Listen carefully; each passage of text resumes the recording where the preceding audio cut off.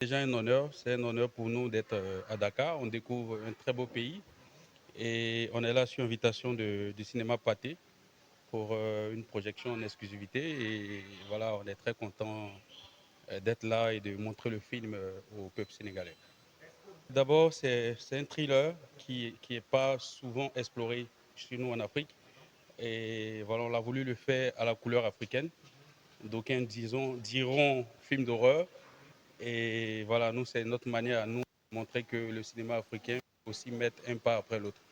Voilà, donc c'est un film qui parle d'un justicier qui vient venger la mort de sa fille. Et le reste, on va le découvrir au cinéma. J'ai un contact ici qui a bien voulu, étant donné que le film s'est bien comporté en Côte d'Ivoire, a bien voulu que le film vienne ici. Et je pense que la mise en relation s'est faite par lui. Et après, bon, nous, on a juste pris attache après le contact. Voilà. Donc, en gros, c'est un peu ça. Là, c'est un masque de chez nous. C'est un masque d'un peuple de la Côte d'Ivoire, d'un peuple Oué. Le peuple se prénomme Oué. Et c'est un masque justicier. On l'utilise, le masque il sort souvent pour régler des litiges, des problèmes de conflit.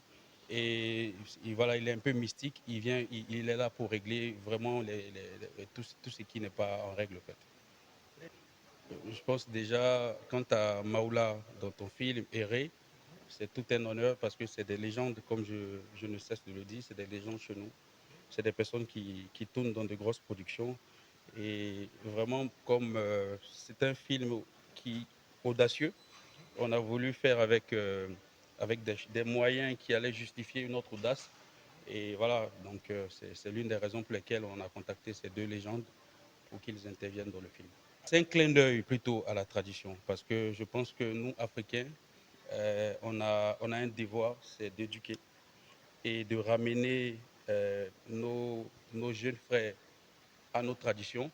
Et si on le fait par le cinéma, ce sera la plus belle des manières, parce que c'est une manière plus intéressante de véhiculer des messages. Et nous, pour nous, quand on met Gla, c'est aussi une manière pour nous de vous inciter à aller faire une recherche. Qui est Gla? C'est quoi Gla? Et les informations par rapport à ce titre peuvent ramener à des informations très intéressantes. Et nous, par derrière, c'est une trame aussi intéressante qui justifie la présence du Gla. Si vous regardez le film, vous verrez, et je pense que c'est un bon tandem. Et on doit encourager tout le monde à faire un cinéma africain. Parce que voilà, on est africain, il faut qu'on consomme chez nous. C'est vraiment. D'abord, le film a été tourné en 4 jours. C'est un exploit en 4 jours. On avait pour objectif, un long métrage, ouais. On avait pour objectif 5 jours. On a réussi à le faire en 4 jours. Et je reviens en même temps à votre question de dire pourquoi on a pris des acteurs, des légendes. C'est pour aller vite. Parce que c'est des personnes qui ont l'habitude. Avec eux, ça part une fois et autres et tout ça. Tu n'as pas à trop durer. Je pense que venez voir le film et j'invite tous les Sénégalais à venir voir le film et se faire leur propre idée. Ça n'a pas mobilisé beaucoup d'argent, une dizaine de millions, chose extraordinaire. Mais voilà, je pense qu'il y a la qualité qui va avec, qui pourra en dire plus sur l'intention et l'audace qu'on a voulu mettre dans le projet. Kane Maoula, comédien, acteur, formateur en actorat, metteur en scène, je suis ivoirien.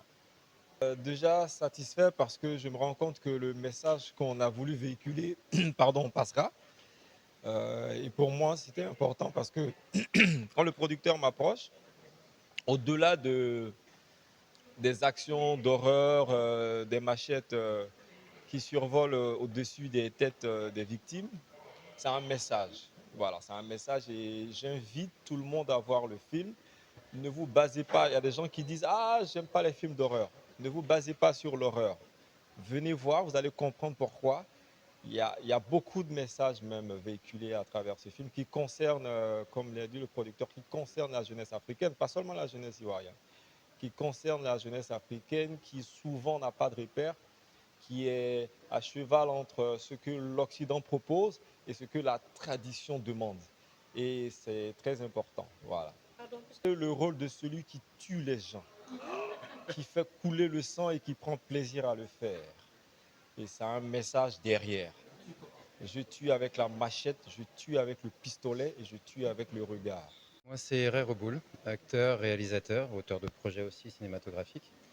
Et je joue le rôle dans le film Glas du procureur Oumar Koné.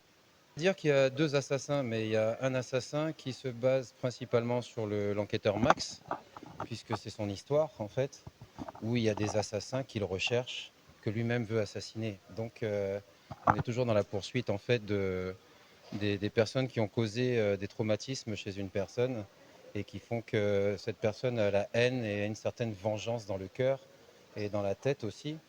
Et qu'il a besoin en fait justement de trouver quelles sont les personnes qui ont tué des personnes qui ont été sensibles à sa vie, qui ont été proches à sa vie. Et voilà, je ne vais pas spoiler le film non plus en citant tout ce qui se passe, mais voilà, le procureur, c'est de quelqu'un de âgé, quelqu'un de stable, mais c'est quelqu'un aussi qui est derrière une secte qui justement en fait fait des choses très malsaines pour justement améliorer sa vie, celle de sa fille, améliorer la vie de sa famille, en faisant bien sûr voilà, des sacrifices et certaines choses qui...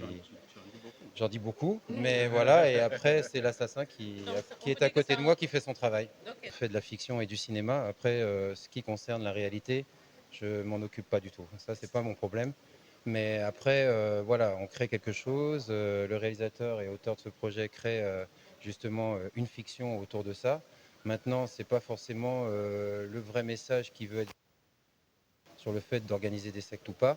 Je pense que c'est plutôt en fait de montrer l'amour qu'on a pour ses enfants, qu'on a pour une famille et de quoi on est capable en fait justement quand on a ôté la vie de quelqu'un qui est aussi votre vie à vous puisque vous avez donné naissance à cette personne. Donc c'est des choses voilà, que des personnes peut-être sont capables de faire dans la vie de tous les jours. Oui, et il en existe.